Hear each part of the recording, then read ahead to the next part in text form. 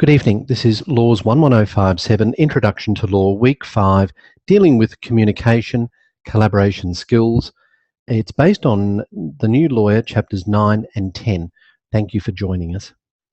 I'll start with general commentary in relation to chapter 9. I'd like you to have a look at the first paragraph of page 307. It's not so much on this occasion the content that I'm interested in, but it's the way that the words have been written. Look at the short sentences. Look at the way in which it is building in momentum. Short sentences building into longer sentences. The timing of the way in which it's written is very nice. Now, contrast that to the way in which the threshold learning outcomes are, excuse me just one moment. Wanda, I'm just going to mute your microphone. Thank you. Have a look at the list under the heading of TLO5. Do you think that you'll read that? Or is it possible you'll switch off, you'll see a list and gloss over it? As for me, I tend to gloss over those things. I probably shouldn't. And there's always a place for lists. But be aware that if you use lists, there is a temptation for the reader to switch off and gloss over it. At least that's what I think. If you disagree, let me know.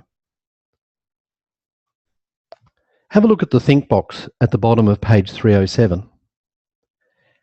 Before you started this course, how did you think that you would be taught to write as a lawyer? Did you expect that we'd be teaching you legalese and jargonistic language? Long sentences and incomprehensible words? Or did you think that I'd be promoting the use of short sentences, plain English, and paragraphs that are digestible and easily understood? It's the latter, of course, that we're working towards as a profession. We don't want to use Latin unless there's some particularly good reason to do so. And some of the jargons that we used to see are on their way out. Now, I must confess that sometimes the jargon can help make it sound as though you're doing work which is far more complicated than it really is. That might apply for clients, but sometimes it applies to your colleagues who work in different areas. So, for example, working in the criminal law field, if I indicate, the use of some words like nolli prosequi, no true bill, committal, things of that nature, they have very technical meanings, but they're really quite simple. So, for example, nolli prosequi simply means the return of the indictment, not proceeding with it. No true bill means much the same thing. The prosecutor is not proceeding, but and announces to the court that that's the case, but hasn't yet presented the indictment. So they're both simple ways. They're both complicated ways of saying something which is quite simple, and that is that, Your Honour, we're not offering any evidence. So sometimes, these things sound much more difficult than they actually are. All right, let's talk about interviewing clients, and there's some good commentary in the book. What do you think are the main aspects in terms of interviewing clients? Well, probably the first one is listening. If anyone wants to jump in and make some comments in this regard, let me know. But I think firstly, listen, and active listening. Body language is important. Sit up on your seat, look as though you're intent, engage your client in the discussion. Maintain eye contact as much as you can. It's not always easy when you're taking notes, so take notes selectively. Perhaps you can use voice recognition software, which is what I do. Ensure that your questions, the responses that you give to questions are appropriate, and try to ask the right questions. It might be as direct as saying things like, what do you want? And what do you want me to do? So that there's a clarity in the discussion between you and the client. Make the client feel comfortable, treat them with respect, and don't jump in too early and presume to know the answer to their problem, because it may be that they're really after something a little different or quite different to what you initially thought. Ensure that the client is aware of your obligation to confidentiality. That will comfort the client and make them feel more at ease in the knowledge that they can speak freely to you. So be quite specific about that. And confirm the instructions, ideally in writing, and have some written evidence of the content of the interview. Any questions then about interviewing clients? Now, there's someone, Latia, you're having audio issues. I'm not sure if anyone else is having audio issues. Yeah. Yes, was that someone? Yes, Tawanda? No, we're fine. Okay, we'll continue. Taking action, negotiation. There's some commentary on page 311.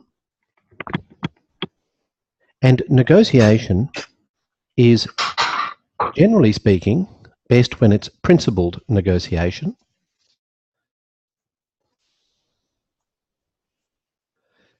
And principled negotiation means that we're largely considering the issues rather than the position of the client. You've probably heard me talk about this before, but if someone is taking a very straight line advocacy role, they're going to be more likely to be arguing positions rather than interest. But in a genuine negotiation, you would normally try to cater for people's interests, what really is important to them, as opposed to necessarily their strict legal entitlements. Sometimes one can go with the other, but not always. The adversarial approach is highlighted in page 313. And I'll just give some examples here. I may have touched on this before. So, for example, in terms of a civil matter application to set aside, if you're appearing as an advocate in a court proceeding, you do need to be prepared and have a good understanding of what it is that the court wants to know about as you address the court. An application to set aside a judgment is an application which is made to a court in circumstances where your client has had a judgment entered against him or her by default. That means that the plaintiff served proceedings on your client and your client failed to file a defence within the prescribed time, and the plaintiff took action to secure a judgment by default. Once that's come to your client's knowledge, your client can make an application to set that aside. The court is really interested in two things. The first is, do you have an arguable defence? In other words, if the court does set aside or overturn this judgment, is there any point? Does your client really have a defence? Is there a triable issue? Triable is the term we use. And the second is some satisfactory explanation for the delay. That's what the court is interested in, so be prepared and ready for that. An example of advocacy at a basic level for criminal law matters might be bail applications, and in that regard, some of the preliminary matters are determine whether or not your client is in what we call a show cause situation or not. Show cause means that your client, there's a reverse onus, and in that circumstance, your client must establish that it is appropriate to be given bail, as opposed to the presumption that a client would be given bail if not in a show cause situation. But you also provide the court with what it wants to know in relation to the bail application. Where will your client be living? Is your client local? Does your client have family ties? Does your client have a job? Has your client previously breached bail? Are there conditions that might be considered that could help to encourage the court to grant bail? Consider the criminal history. and maybe tender some letters in support, or better still, have people in the courtroom in support ready to address the court if need be. So there's some of the issues that you might consider at a basic level in terms of bail applications for criminal law advocacy at that first level. Now, before you go into a court, some basics on courtroom advocacy. Take the instructions before you get to court in a form that you can rely upon under pressure. In other words, make sure that you've gathered your thoughts and collected them on paper so that you can refer to them even though you're addressing the judge or magistrate. Now, typically that would mean you don't write something in full because you want to maintain eye contact with the judge or the magistrate. So better still, I think, that you write a few words and have maybe some headings with some dot points perhaps, if that suits you. But have your paperwork prepared and ready, and be in a position where you can, if possible, glance down at your paper but maintain eye contact consistently throughout. So have your instructions in that written form that are readily accessible and you can rely upon. Maybe to undertake some research before you go in, have an idea of what the Bail Act says, for example, or do some research on applications to set aside a summary judgment. Have your law available in written form. You can use iPads and iPhones, etc. these days, but generally speaking, you'd have your law, the cases that you're relying upon, or the legislation, printed and in written form. Now, importantly in advocacy, you want to ensure that you gain and keep credibility. And one of the best ways to do that is to make necessary and appropriate concessions, or perhaps consider the alternate argument. So that you might say that I concede that my client, for example, in a sentence matter, I concede that my client is a risk of jail, or go further and say I concede that a jail sentence is the only appropriate sentence in the circumstances. So you've made a concession, which means that the magistrate or judge will then listen to you and say, okay, this person is making some sense to me. I'll listen more intently. I'll listen very intently to what they have to say. So you might go on in a sentence matter to say, I appreciate, or I concede that jail is the only appropriate sentence, but it is open, Your Honour, for my client to be released today immediately on a suspended sentence, or released immediately today on a parole order, things of that nature. So if you make a concession, what comes later will carry with it perhaps more force. I hope that makes some sense. Now, I hope I'm not going too fast, but this is really just an introduction to courtroom advocacy. So you have your law available. You make necessary concessions while you're on your feet. Sometimes it's very useful to have something in writing which you can provide to the court. So, for example, it might be that you have written submissions stating that, in your opinion, the law relating to a certain matter is like this, and really just use the IRAC method. So you identify in the written submission to the court the appropriate issues, the appropriate rules, what you say is an appropriate application, and then state your conclusion. So use that. Now, written submissions generally aren't very long, but they follow that format. So you might go to court ready to speak and advocate in orally, but supplement that with written submissions. Or it may be that you have a draft order or something else which will assist the court. Now, when it comes to being in court for the first time, assuming that this is happening to you tomorrow, you've just graduated, and someone says you've got to go to court. Well, what do? You need to announce your appearance, and do so confidently, don't rush, and typically you'd announce your appearance something like this. In my case, I would say, Your Honour, in relation to the matter of blogs, bail application, my name is Milburn, M-I-L-B-U-R-N, initials JA, lawyer with Milburn's Law, and I appear on behalf of the defendant. So that's all it is for announcing your appearance. If you're not a legal practitioner, then you need to go one little step further and seek leave to appear, because the lawyers are the only ones that are entitled as of right to appear before a court. If you're a law clerk, you need to seek leave of the court to allow that to occur. Now, if you're a clerk, there will be some conditions. The magistrate won't let you do everything, but will let you do some things typically. I should also say that there's no rule that says in the higher courts, the district court, the Supreme Court, etc., that it is exclusively the domain of barristers. Those legal practitioners who are admitted as solicitors are also entitled to appear as of right, as it were, in front of those higher courts. Now, any questions? I'm doing a lot of talking here and I don't see anything on the chat line. Now, I'm just going to scan the list. Has anyone got their hand up? Microphone off? No? All right, we'll jump in if you have any questions. Otherwise, I'll continue.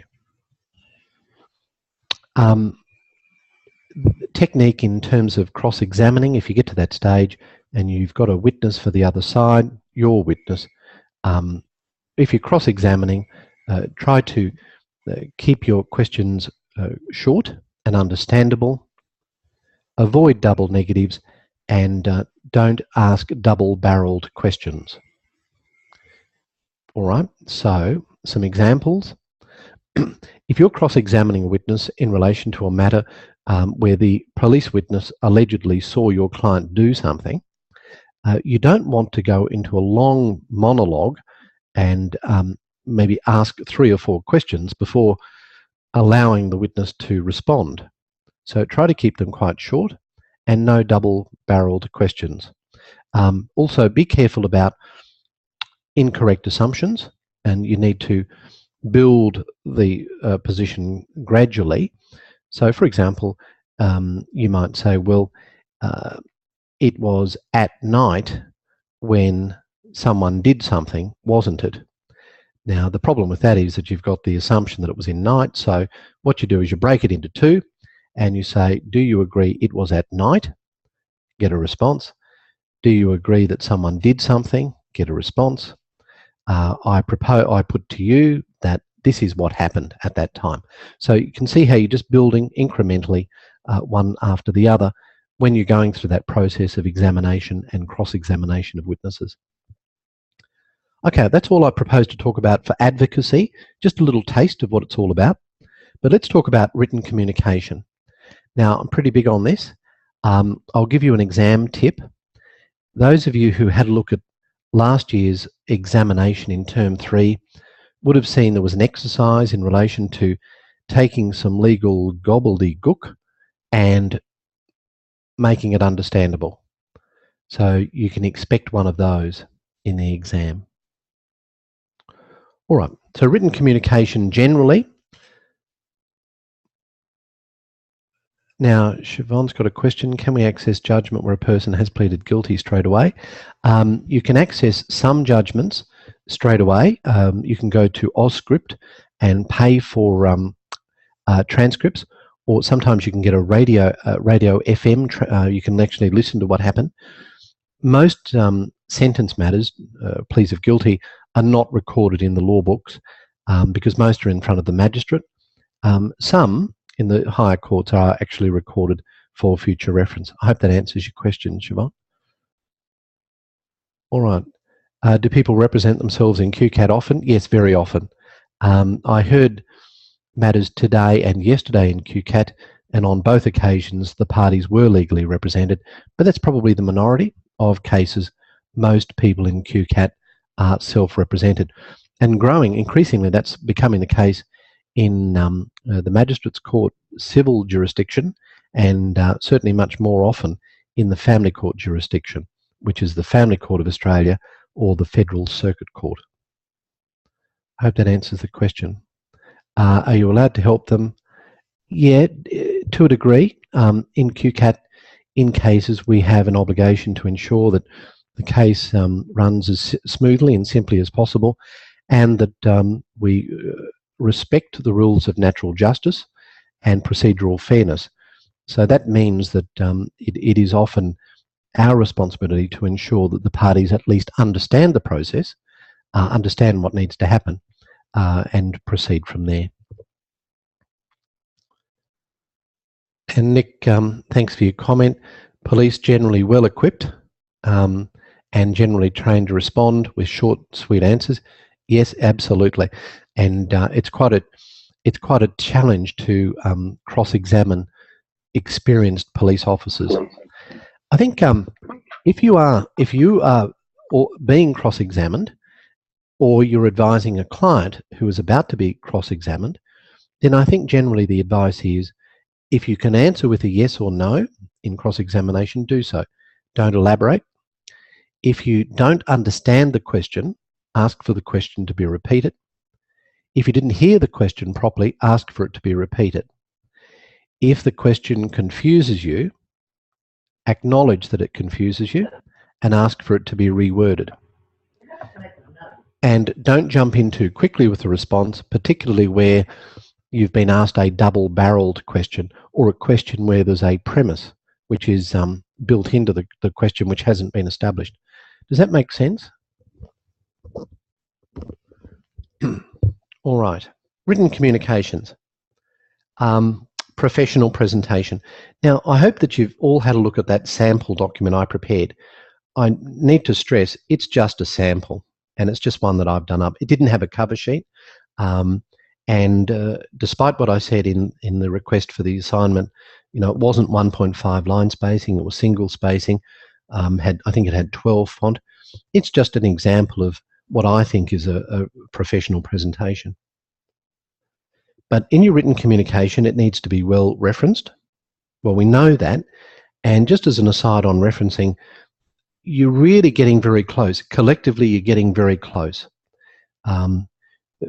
Because you're following the Australian Legal Guide to Citation, the Australian Guide to Legal Citation. Harvard is, my understanding of Harvard is, that's referencing in the body of the text.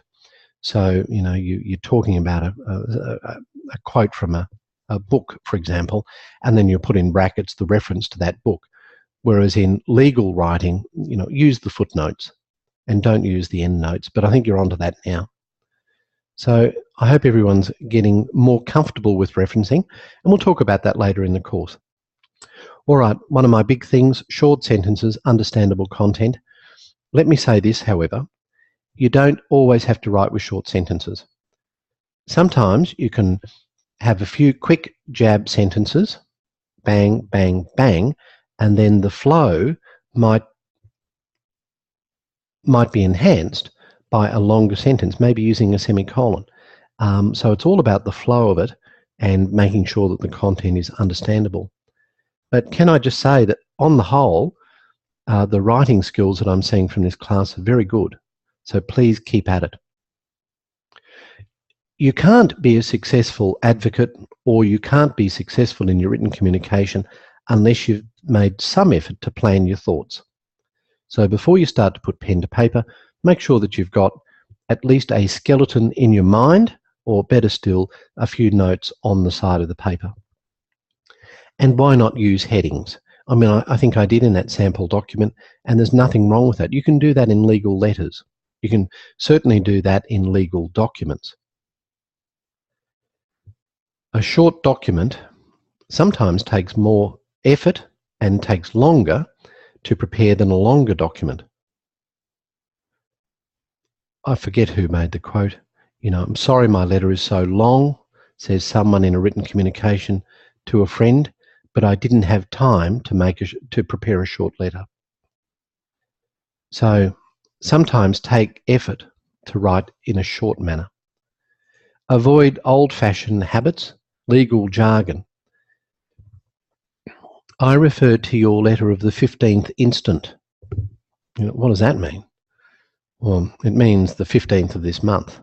But why not just say the 15th of July? Why say the 15th instant? It's very old-fashioned legal writing. You know, why throw in legal Latin when you don't really need to, unless you want to show off, of course. With your headings, just coming back to headings, avoid capitalisation and underlining headings, but do use a font which might be different or bold. All right, any questions then about legal writing? You're all being very quiet tonight. I'm hoping that you're at least writing this down and it's interesting. I'm just scanning across now. Nobody seems to want to talk. So we'll move on. But if you do, let me know. Collaborating.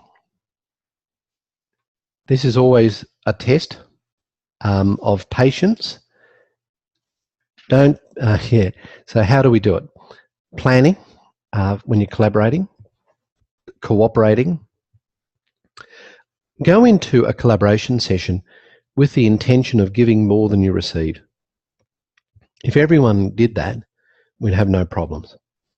Empathy with your collaboration partners. And the group contract, I referred you to it previously on page 336 of the New Lawyer, is probably not a bad start. All right. Well, that brings me to the end of my comments in relation to Chapter 9, which is communication and collaboration. I've glossed over a lot. I expect that you'll be able to read that and make sense of it yourself. But are there any issues that you'd like to be discussed at greater length? Are there some issues, some things in that Chapter 9 that you thought were important that I haven't stressed? Things that I've said that you don't believe are important? I won't bite. Okay, let's move on then to my short commentary in relation to Chapter 10, Self-Management Skills. Mental health and pressure and well-being. All right, you will be under pressure if you're practicing in law. There's no two ways about that. Just get used to it. In many ways, you have to be prepared and ready to absorb pain. I know that sounds probably silly, and you might think, oh, that's being a little bit dramatic. But you will suffer pain during your profession as a lawyer. And I guess like a boxer going into the ring, you know you're going to suffer pain, but it's a question of whether you've trained yourself for it, whether you've prepared for it, and whether you can cope with it. Now, again, I don't want to be scaring off. I don't want to have half the class enroll because the course coordinator said you're going to suffer pain and I don't want pain. But if you're ready for it, it'll help deal with it as you go. You will be under pressure, so do prepare. Try and think a few steps ahead. Have a look at the research findings in the New Lawyer at page 347. That'll give you some indication of what you're looking at when you consider law. It's probably not terrific to note that depression, according to this research, which I fully accept, affects about 1/3 of solicitors and about 1 in 5 barristers. Why do you think that the rates of depression are higher with solicitors than barristers and much higher, 4 times the rate of the rest of the population, I guess, for solicitors? Any thoughts about that? Is it all just, is it just to scare you off? It's not true? Doesn't really happen? Any thoughts? You think they're just looking after their own interest, do you there, John? Probably. They might be. Thanks, Jason. I actually wonder, sorry, John, it's Robin here. Yes, Robin. I often wonder whether it's because in a lot of cases lawyers are having to deal with a lot of negative situations, so the people that they're having to deal with, in particular their clients, are suffering stress, and some of that can be transferred across. Yes. Look, I totally agree with you there. And I think it's important that you try to deal with that by remaining objective. If you become too subjective, if you become too emotionally entangled, you probably can't do the job that you should do. So you will see that. Look, I think I mentioned in the first week that I have a gritty practice, dealing a lot with people that are disadvantaged, problems associated with substance abuse, very low socio-economic circumstances. Now, I hate to say it, but the reality is that I lose clients every year through suicide or overdose or other circumstances. So you just need to understand that will go with the territory. Probably more so if you choose to practice in the sort of areas that I practice in on a daily basis. But thank you for that comment, Robin. That's entirely correct. Online, we have a few comments. Nick saying that solicitors' day-to-day job is very confrontational in court environmental, whereas a barrister advises. Yes, I mean, the barristers might disagree. They might say that their task is more confrontational, being direct advocates. But I think it's probably fair to say that solicitors are torn in more directions than barristers. Barristers, I don't mean, I'm not being critical here, but barristers, to a degree, have a slight luxury of being able to focus more intently on the one job and have less regard for other jobs. So, barristers use this analogy in relation to their work. They're dealing with essentially a substantial case, and they need to know that case in detail, and they need to focus pretty much 100% on that case. Now, it might be, say, a 3-day trial. They've got to the stage where they've been briefed by the solicitors, they've had their conference with counsel. Their role then is to deal with that hands-on advocacy, but it's that one case.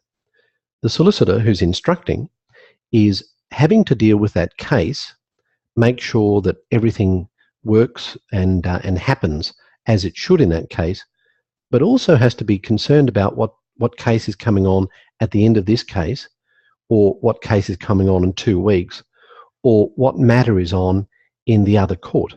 So, for example, I practice in, say, criminal law, where almost on a daily basis I'm in the magistrate's court, which is great. But when we have the district court in town, you need to be able to work between the 2 courts, and you've got to be aware of what's going on in the district court.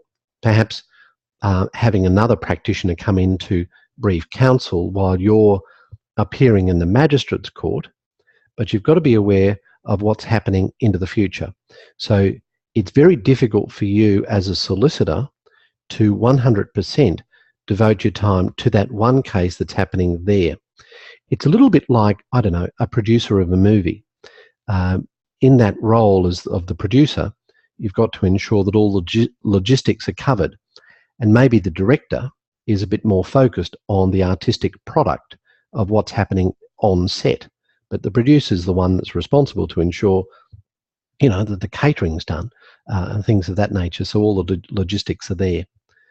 I hope now, those are purely my comments from my subjective experience, and there may well be many solicitors and many barristers who absolutely disagree with what I've said. I appreciate that might be the case. All right. Any comments? No? All right. Kate, solicitors deal with facts. How often do lawyers get a client coming in without an issue? Yeah, that's true. Consequences are high workload, high expectation from client. Yeah, they're all reasons why you might become stressed and perhaps depressed. John, Melissa's asked a question, which I saw this on UCrew. How do you manage to fit everything in and take time out for yourself and family? What's a typical day like and a week like for me? What do you find helpful? Poor work-life balance, says Kate. Probably. Yeah, I'm very busy, but I do enjoy it, and I think that's one part of it. The other thing is that I'm quite experienced in it, so you can float in and hopefully do a reasonable job with less preparation than might be the case than if you're not experienced. So I've got a few advantages. Another thing is that my wife and I are now just the 2 of us. We're empty nesters. Our 2 boys have well and truly grown up and they're doing their own things. So I don't have that pull of young family. So the workload that I take on now is would probably not have been feasible or beneficial for anyone if I'd attempted to do it 20 years ago or 15 years ago. So for me, taking on different roles like this university, QCAT, Crime and Misconduct Commission, they're all things that in a way have been aspirational for me for a while, but I couldn't afford to branch into those areas at the time, at an earlier time in my career. But I do try to maintain fitness. For example, sometimes I might appear in court at 9:30. I might be finished by 9:35, my mention, and instead of going straight back to the office, I try to get up to the pool, maybe swim 1.5 Ks, and then order a sandwich there and pick it up on the way back, going back to the office. So I hope nobody from the office is seeing this. I do that at lunchtimes too sometimes. So try and maintain your exercise regime, but be a little bit sneaky about it. Be a little bit, just sneak off, get it done. Now, whatever exercise works for you, it's really important, because if you allow yourself to become sedentary in law with the stress levels that go with it, then there is a risk that you might start to be too dependent upon substances, or mental health issues will creep in. So it is a matter of trying to be try to be balanced. And that's a great question, Latia. While I'm swimming in the pool, I'm always thinking about cases. So that's always billable, of course. I joke. All right. So look, I hope that gives you some idea. So for me, taking on the workload is a combination of the experience, the desire, the availability through family, and a recognition that I've got to maintain an exercise regime. All right. Okay. And thank you for mediating, Robin. Now, any questions then about depression, self-management, why we need to take care at this stage about substances, maintain that healthy lifestyle? Or just one other thing, and that is make sure that you provide an amount of time which is appropriate to the task. It might sound silly, but I've seen many instances in the past, without wanting to name names, of practitioners who, in my view, invest far too much time in a task which is not warranted, which unfairly encroaches on their private time, means that they're not doing their exercise, and the end result is not an appropriate result for the work that's invested. So yes, you might have a case and it might be really important, but if it should take you 5 hours to prepare for that case, don't spend 50 hours preparing for that case. If you have to spend 50 hours preparing for a 5-hour case, then you probably shouldn't take it on. You should probably refer it to a more senior practitioner, but maybe take the opportunity to work with that senior practitioner to get an idea of how he or she does do the work, so that you can get a better idea of how you might manage your time and allocate your resources to get that job done more effectively. So I think that's a really important tip, and it's often overlooked. Now, of course, you're all starting that now. Some of you will get through this course probably spending 10 hours a week. Others may be spending 30 hours a week on this course for this subject, and if you are, you're probably spending too long. Probably, but not necessarily. Now, I say that because you might really enjoy spending that time, and it's not interfering with your health or your family life, and if that's the case, that's great. I don't want to discourage you from doing it, despite my earlier comment about allocating 50 hours of time for a 5-hour task. So if you're enjoying it and doing well at it, please continue. But just make sure that you're mindful of keeping it in balance. I hope that makes sense. All right. Has anyone got any comments about that? You're free to disagree with what I say. Okay. So for learning, develop a system that works well for you. One thing that I do, and you can probably see it if you look at my text, is I like to selectively highlight. And the way that I do it is I highlight to create a sentence out of what is highlighted. So it might be that I have a phrase, a connector, and another phrase, which means that there's maybe 10% of the paragraph is highlighted, but what I have highlighted from that paragraph makes sense in itself, so that upon reviewing that paragraph, I don't have to reread the whole thing. I can just read the highlighted part and it will make sense within itself.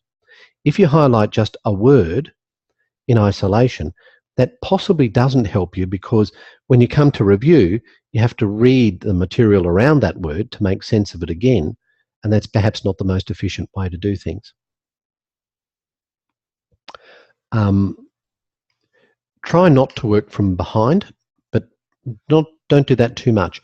So if you've got your reading, try and stay ahead of it as much as you can and try and keep on top of it. When you come to practice in law, if you do practice in law, you'll find that you're always working from behind. I don't think it's an exaggeration to say that in the time that I've been practicing in law, which was started in 1982, I've been practicing almost every day in law since then. There hasn't been one day where I can say I'm up to date. I'm always behind, and it's a matter of managing how far you're behind and the type of work that you're behind in. But if it's getting to the stage where it's too stressful, then you need to take proactive action to perhaps distribute that work, indicate to the client you can't take it on, etc. Now, be aware of the too hard pile. And you'll all experience it, and maybe you experience it now in your studies or in your other paid employment. But just be careful to ensure that if you have a difficult task, it doesn't perennially get pushed to the side into this too hard basket. You need to make time to deal with it at some stage in a reasonably timely fashion, because it only does get worse. And sometimes what you think is difficult and you put it in too hard basket, and you leave it sit there for weeks and weeks and weeks until the client is screaming at you. You pull it out, you look at it, and you realise it wasn't that hard after all, and you kick yourself thinking, gee, I wish I'd done that, on the first day. It's a task that's only taken me 3/4 of an hour. I could have found that 3/4 of an hour, and it would have saved me, 4 sleepless nights and lots and lots of stress and sort of a depressive state. So just be careful about that aspect. And I know it's all very easy for me to say these things, but it's perhaps different in practice. Now, any questions? Latia, if you're not understanding fast enough from one source, have a look elsewhere. And that's a great tip too.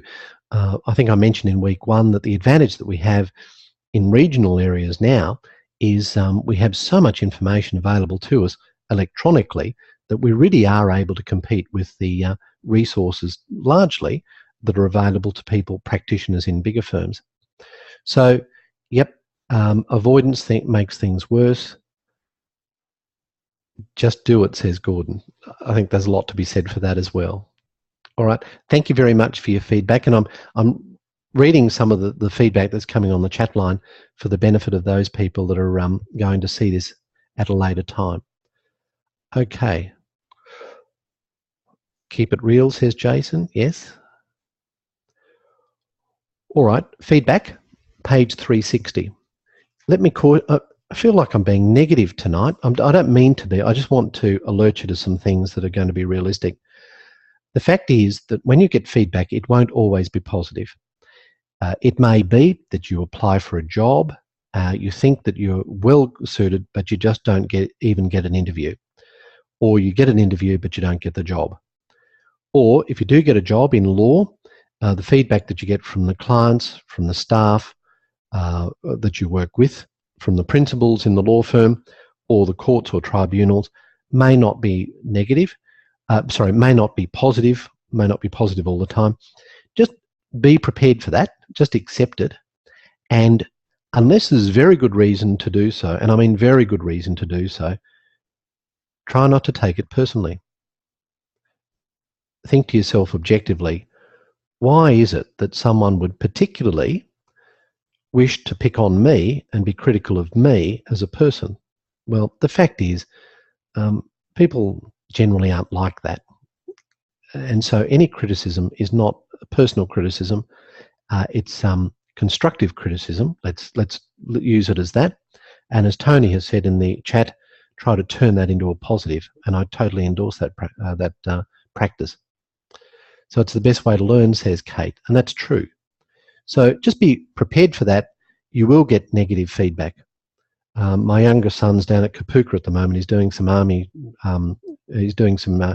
army training, and he was well and truly braced for that. He knew that there would be a lot of vigorous feedback, and he's sort of taking this in his stride.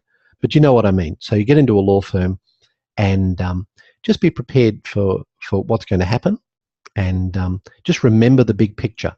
That's the important part. There will be days where you just want to chuck it all in, but don't give in to that. Remember the big picture, take it in your stride, and learn from it. Tony says, I was there in 1983. Like me, you must be really old, Tony. Yes. Sorry, Tony. Turn criticisms around and ask to yourself, how could I do it otherwise? And that's true. Thanks for that contribution, Gordon. All right, I've nearly stopped talking. Sorry, you'll be pleased to hear. Resilience, page 362. We've talked a lot about resilience tonight. Learn how to harness the stress. Know it's coming. There will be times where it hurts.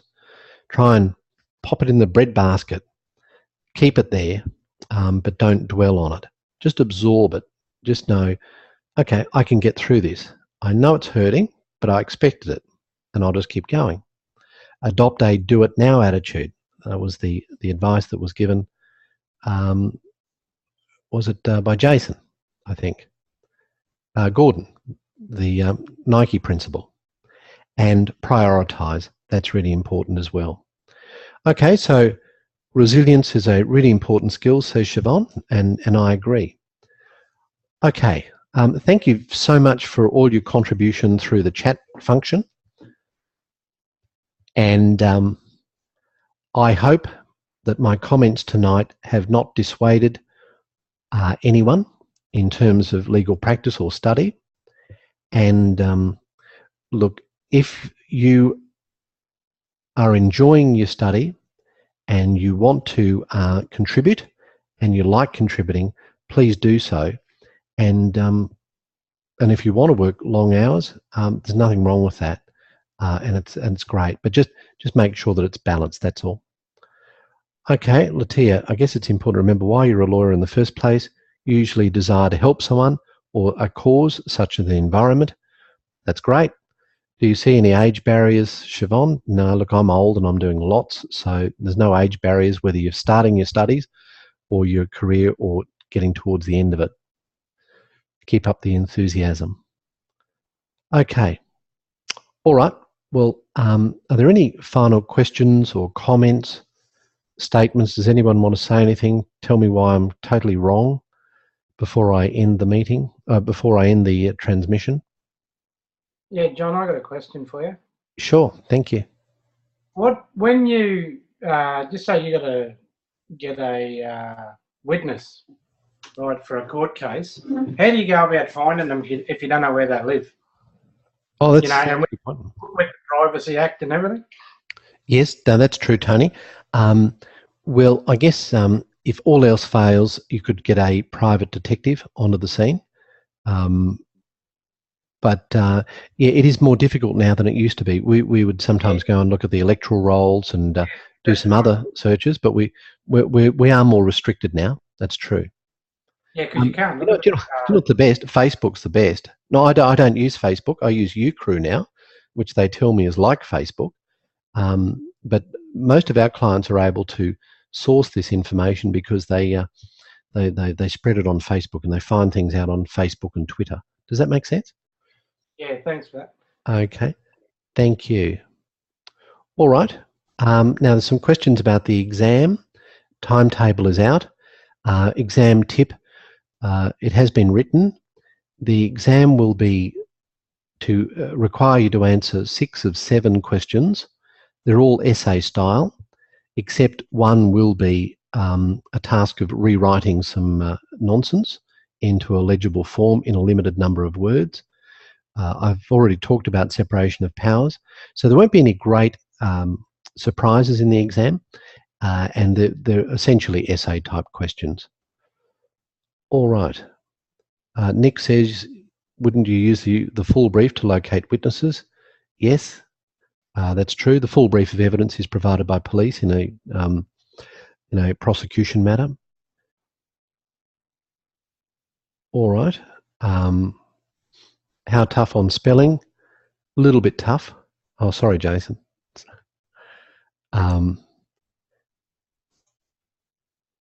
And any other questions? All right. So I hope that gives you some idea of communication skills and resilience, and what it's going to be like in practicing as a lawyer. And I'll stop recording and we'll see you soon. Thank you.